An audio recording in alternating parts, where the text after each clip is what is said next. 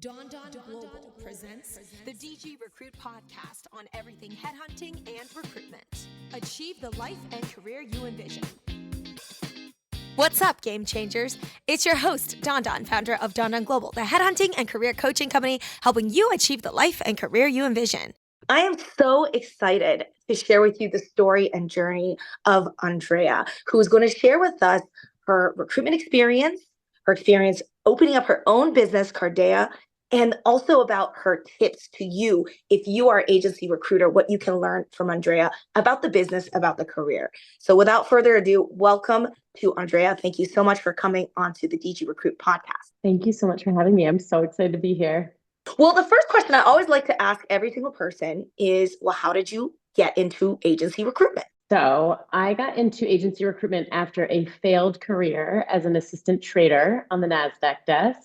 I actually have my master's in applied mathematics and statistics. So I was groomed to be on Wall Street, but that was not where my heart belonged. And when I failed my Series 7, I ended up trying to figure out what I wanted to do. And so many people knew exactly what they wanted to do when they were graduating college, and I really didn't. That the idea of helping people find jobs because they knew what they wanted to do made a lot of sense to me. And I actually found my first advertisement for a recruiting job on Craigslist, applied to it. It was with K-Force, and went through the entire interview process, like fell in love because the way they told me about like the sky's the limit in terms of earning potential, and you get to meet people and you help them land their dream jobs. All of this made so much sense to me that I was waiting for an offer and waiting for an offer and waiting for an offer. And I didn't get one, or they were just dragging their feet. So I started cold calling recruiting agencies and found myself into a firm that no longer exists today, but it's called Boston Networking Group, and landed with the best manager in the whole wide world. I loved her. She had such a great attitude, and yeah, got into recruiting just by cold calling a recruiting agency. Well, that is the best sign of you being made for this career path. Exactly, right? Yeah, because cold calling is everything. And the fact that you just went out there and got after it speaks volumes about how good of an alignment and fit it is for you. So when you did get into the industry, what did you think of your first few years in terms of the earning potential and what was possible? Sure. So I remember when I got into it, it was 2005, and my manager had said you could probably earn about like 75K in your first year, which was more than I was making as an assistant trader on the NASDAQ desk, and a fair amount of money for like a 1 or 2 years out of college. Right. And I didn't make that much money, I'll be honest, that first year, because I was placing administrative assistants predominantly and HR professionals in Boston. So now I'm in New York City, and just even the market difference in terms of comp is so different. So Boston, you had to make a lot more placements to make a lot of money in Boston. But what did I think of it? I thought it was, a lot depends on the environment in which you're in. And we were in this super fun group that was collaborative. They were funny. They worked hard. They played hard. They made recruiting fun, like sitting in that bullpen with other people doing cold call contests. And it just was, it was full of energy, which is what I was full of at the age of 23. So full of energy, full of hope and optimism, also things I was full of. It was just, it was everything. You had so much to learn, but when you're with all these other younger people doing the same thing, and some people would be further along in their career and helping you along, it was awesome. I thought it was, I was hooked. As soon as I got into recruiting, I knew I was blessed because I knew I'd found what I was supposed to be doing. I love that. So that's always fascinating because at the age of 23, that's also when I started in the business. And very much like you, I fell in love with it right away. What about agency recruiting really appealed to you that you felt that connection right away? Because I'm sure you've seen other people don't feel that type of connection. So what was that for you? I think it's a connectivity with people. I am such a people person. I am the friend that doesn't give up any other friendships. Like, I am still in constant communication with my friends from high school, from playing soccer in middle school, from college. Like, I love the people connectivity. And then when you get to help people at really, like I mentioned, I didn't know what I wanted to do with my career. And then you meet these people who do know it, and they can help you help them find these opportunities. That's the act of placing somebody into a job that ultimately changes their lives or is so meaningful and impactful to their life is unlike any other feeling in the world. And I think if you get a number of those hits, those placements early on, it's a bit addicting, the high Right. of placing people and making that impact and Right. being such a critical part of what ends up being the rest of their life story is Yep. it's I think we have one of the coolest jobs in the world. I can't agree more, because I feel like, especially when you're that young and you're like, wow, I got this person X amount more money, that's going to help pay for their children's college funds. That's going to accumulate. I mean, you're in finance, you have that background, the compound interest. It's like, wow, I did that. I helped this person really change their lives, potentially to the tune of millions over their working years. Mm-hmm. Absolutely. I had a candidate probably about 4 years ago. I placed her. She was in New York City. I got her a CFO job down in Charlottesville, Virginia. And I knew that we had already placed a CFO years ago there. That person had to leave due to family circumstances. So we were backfilling his role. This young lady's name is Kelly. I knew that they were very generous there. And when they made the offer, it was fair and probably a little bit generous. And come December, when she got her bonus, so they had given her like a minimum guarantee or a bonus, but when it came to bonus season, her boss ended up paying her, I think, 2 or 3x what they had promised her. And she called me in tears, happy tears, Oh, of course, and yeah. said, "You have no idea. I can now," she said, "This is the most life altering experience because I can now buy my own house, build my own house." Like it changed the landscape of what came for the next, years to come. And that's wild, but it's cool. Like Yeah. we played a factor in helping her find this opportunity, which she otherwise would have never had access to, but for our role in facilitating that introduction. Right. And that money goes a far way in Virginia. Okay. That's that's even more like, once you look at that, it's like, wow, it's like potentially double what it is, right? Just from Exactly. the cost of living. That's amazing. So that's a good segue into, what are the things about this job that you personally enjoy? And then at the same time, what are some things that maybe not you, because obviously you love the job a lot, but that you want to warn others that they might find challenging or they may dislike about the job? Sure. So I've touched on some of the things I love. I also love the industry in which I work, and I think that's important. So if you're newer to recruiting and trying to figure out where do I want to recruit, or I don't know if I like recruiting, if you're not in an industry that inspires you or excites you, that could be the issue. That might, in and of itself, be a reason why you don't love recruiting as much as you could. So I do love my niche. My niche is the hedge fund, private equity, private credit space. And I've just always found the investment management space in general very fascinating. I wouldn't say I had a career in that space because it was a very short stint that I was an assistant trader. But I think I'm inspired by that industry. I think it's just really fascinating. So I love that. I love the people in which I work with. And I do think there are also verticals of professions that you will love and others that you won't. Like I'm not going to call them out because it's just not kind, but there's a whole vertical of people I will never touch. I never want to cold call them because they're not kind. So I think you also need to find the people that you want to be recruiting with and being in constant communication with, because you're then building this network. And similar to what you just mentioned about investing, there's compound efforts with recruiting. So if you're talking to the people that you want to be talking to, and that's just going to grow and grow and grow, you're going to create this network and community of people that you're going to be so happy to be in touch with 2, 3, 10 years down the road. So I love the connectivity, the community. I love the highs of helping people, and so much more.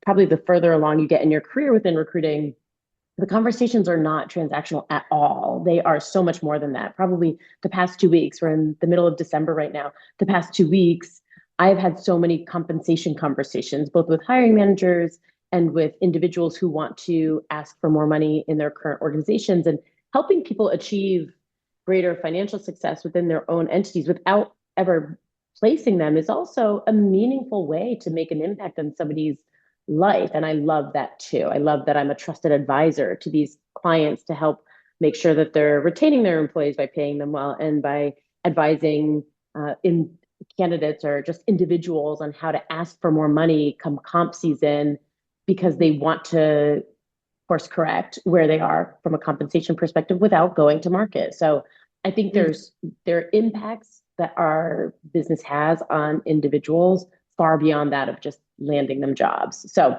those are some of the things I love. The things I would warn people about is I think you just need to be resilient. Like, you're going to get a lot of no's.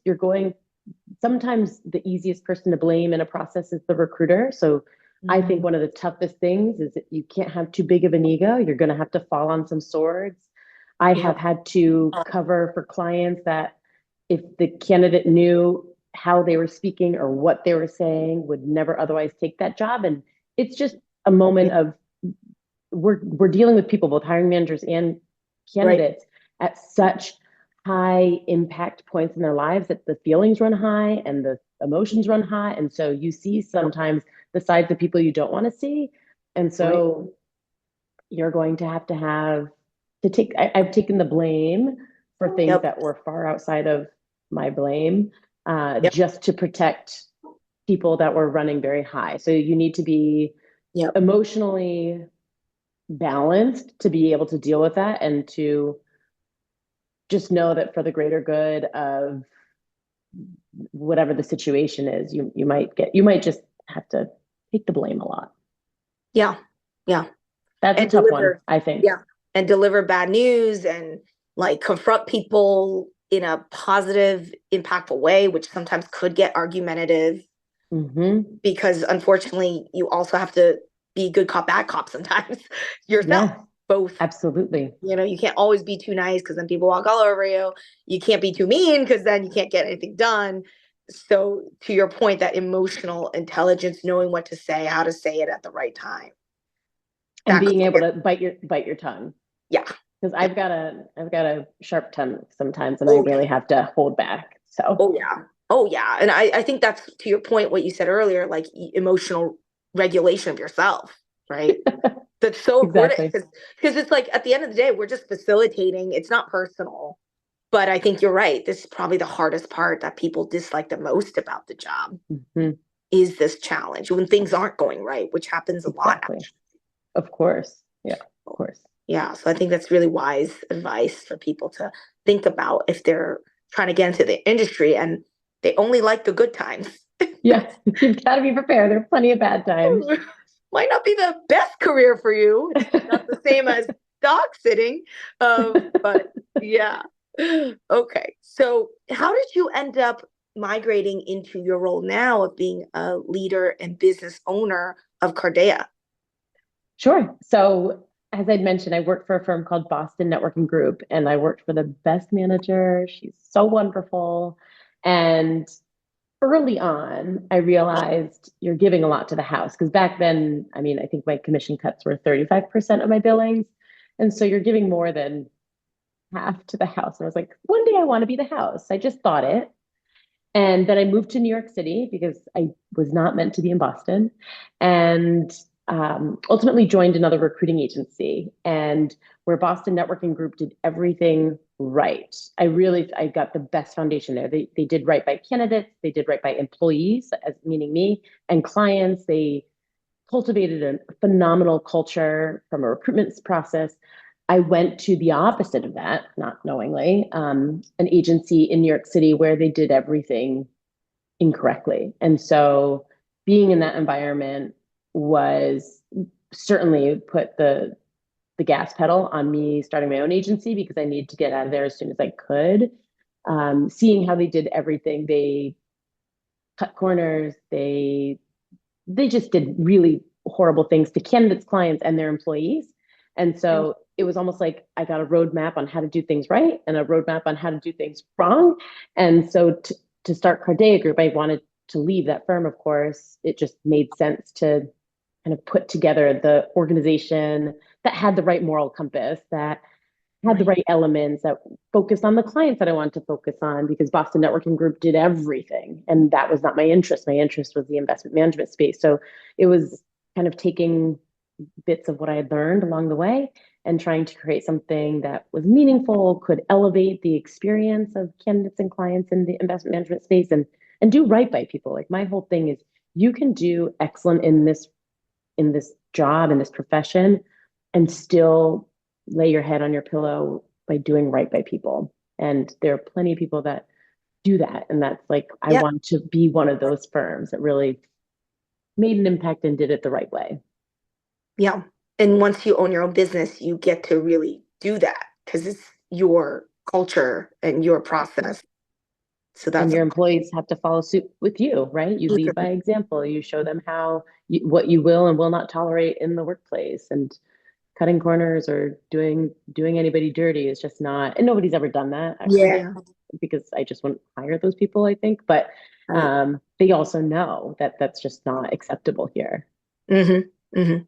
Yeah. And speaking of just hiring people and managing a team and growing your own business, obviously you've seen a lot through the years as it relates to people coming into the industry and, you know, the pitfalls and experiences they have. So what are some tips that you have for people that are just coming into the business? Maybe it's their first 6 months, maybe it's their first 1 to 2 years. What are some tips that you have for them based on what you've experienced and seen? Be diligent about sticking to your plan. Do the reps. There's no way to get ahead in this industry except for doing the reps, making the cold calls, hitting your KPIs, meeting the people, being thorough, being detailed, being thoughtful. Just do the work. And my first boss had said this to me, and it happened to me twice, because probably 3 times it happened to me. I started off in Boston, then I moved to the New York market. So I kind of restarted a desk in New York, and then I restarted a desk at that second agency I mentioned to you. So I really started a desk 3 times.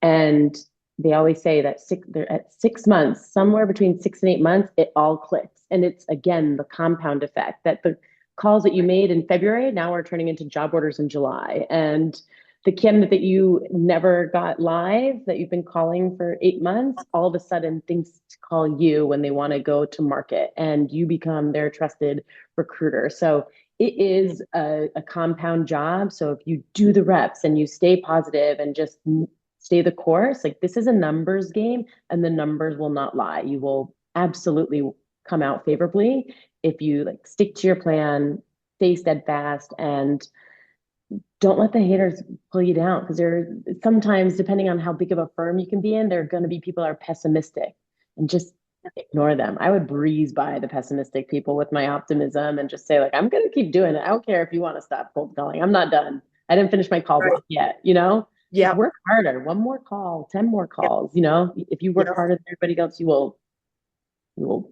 beat everybody else. I can assure you of that.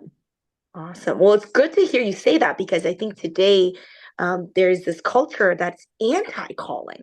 It's changed a lot since the days you and I potentially were learning the business and trained. I think today a lot of trainers are relying on automation and emails, and a lot of them are staying away from phones. And very to your point, that word pessimistic, look, they're not going to pick up. Oh, they're not going to respond. Oh, you can call them a million times, no one's going to pick up. But we all know they're not calling a million times. So I'd actually love to pick your brain on, does calling still work? Because you're mentioning these reps, this tactical effort. But that's come into question today because of some of the guidance, some of the things people are saying on the internet, which I think are ridiculous. But I'd love to hear your thoughts. Oh my gosh, cold calling will never die. Absolutely not. And sure, we can tell everybody else it's dead, because then they're going to pick up our calls because we're the only ones calling. So fine, I'll let you all believe that, but I will call because people love a personal connection. I'm going to tell you something different than cold calling, but I think also goes back to olden times, if you will. But my colleague and I attended a conference last month, and not every person we met, but about 40 of the people that we met at that conference, we wrote handwritten notes to, just to say, thank you. It's so lovely to see you.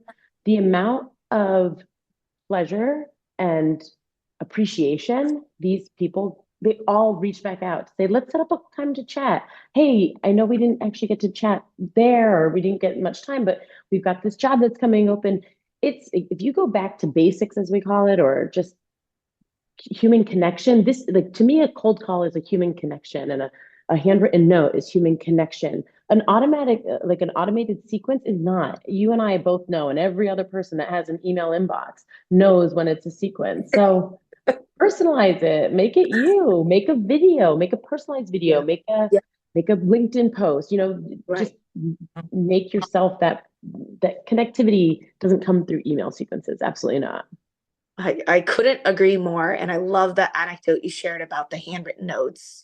That's definitely something that I've done in the past, and it was always appreciated. So back to your point, like the tried and true, the basics, it's can never be taken lightly. Uh, Exactly.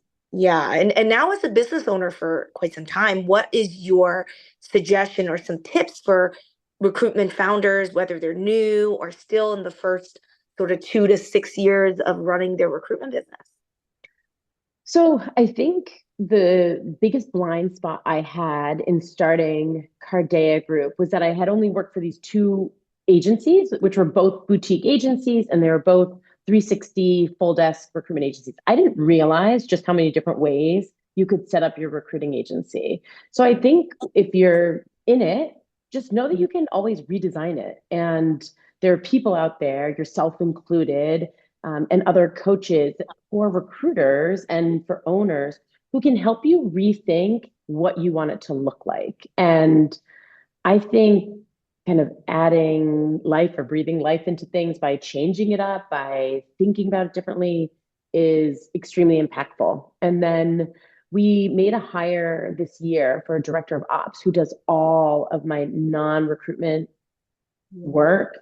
And that was something we'd never had before. And wow, the hours that you buy back, we were talking about buying back time before we started recording, and the hours you can buy back by having someone that's doing the stuff that clogs your brain as an owner, but Mhm. can easily be delegated to someone that doesn't want to do cold calling, doesn't want to do recruiting, is a very impactful new hire that I've made that I would encourage people to think about. And it doesn't have to be a director of ops. It could be an executive assistant. It depends on what you need off of your plate that will buy you back time. So I think those are two things I would think about: is, can I change the model in which I'm operating under? And how can I get more hours back to my desk?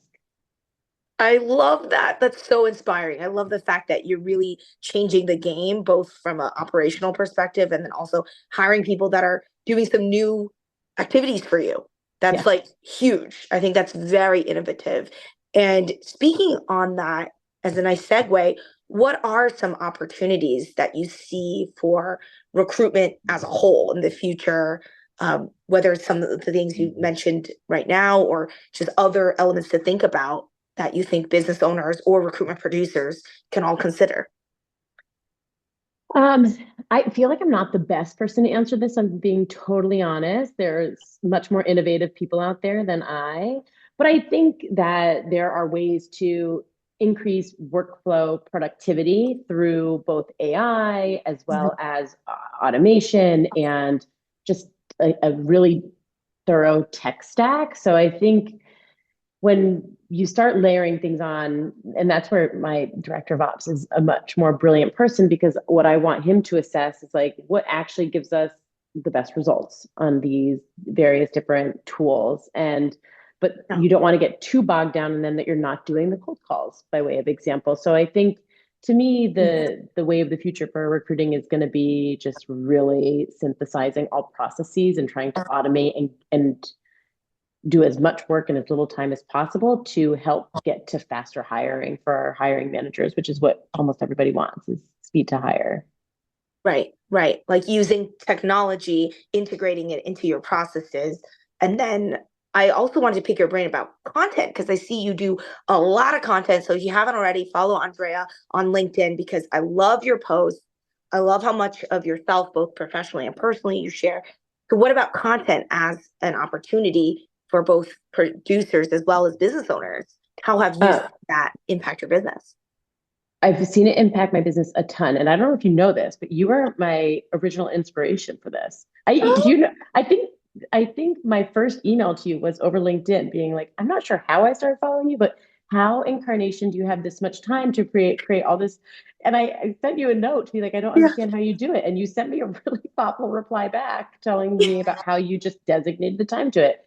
And I didn't start doing it then. It was after a training with Mark Whitby, and he really put the emphasis on top of mind awareness, regular LinkedIn content, and he talked through kind of the algorithms that LinkedIn has to keep you top of mind. So it was more of an assignment from Mark Whitby for me to begin doing this, and a little bit of an experiment. But my gosh, that was probably one of the biggest blessings, because I had a lot of things that happened after I started doing this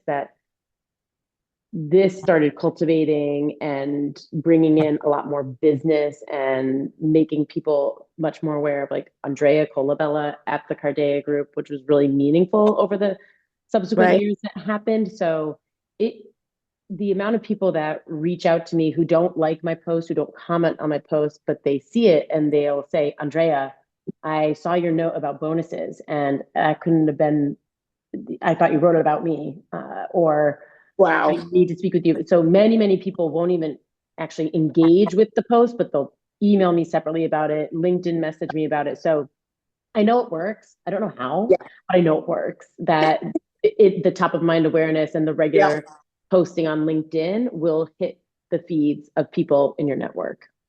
I can't agree more, because you're not going to see that reflect in like volume, Right. but the inbox is where the messages get interesting, right? Where it's like they saw it. And I love the fact that you said, hey, you wrote this for me. What that means is that you're doing really good targeted content where it's like speaking to your demographic, which I think also is the tricky part about content. Sometimes people just make content for the masses, but it's not speaking to their niche, which kind of defeats the whole purpose, right? You don't win on popularity points in this business. You win on impact, right? Yes. Knowledge. Yes. So I love that. Awesome. Well, thank you so much for sharing all of your advice and experiences in your career journey, your business journey. What other comments would you like our listeners to know, whether they're individual producers or owners of recruitment firms? So for the individual recruiters, especially those that are early in your career, this is one of the best career paths you can ever be on. And don't veer off course. If you love it, stick with it. Or if you like it enough, stick with it. And the fruits of your labor will come back in spades over time. And you'll be so grateful that you got into it while you were younger, because I think it's a trickier business to get into when you are more established in your career, because it tends to be a predominantly commission-based job, and to go from some sort of steady salary to a commission-based job can be tricky. So stick with it.